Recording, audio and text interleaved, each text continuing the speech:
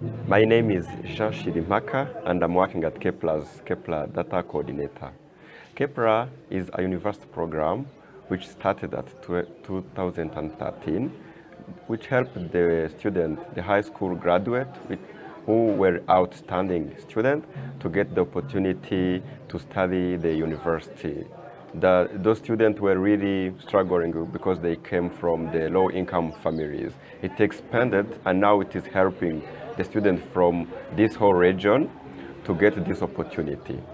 Actually, this project is very, very helpful for Kepler because we had like data arranged in different spreadsheets and different sources, but now we are able to take them and to make them so that they can give us like the analysis using Power BI.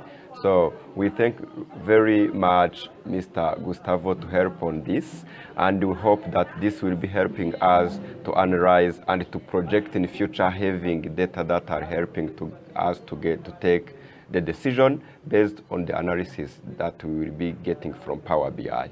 Thank you so much.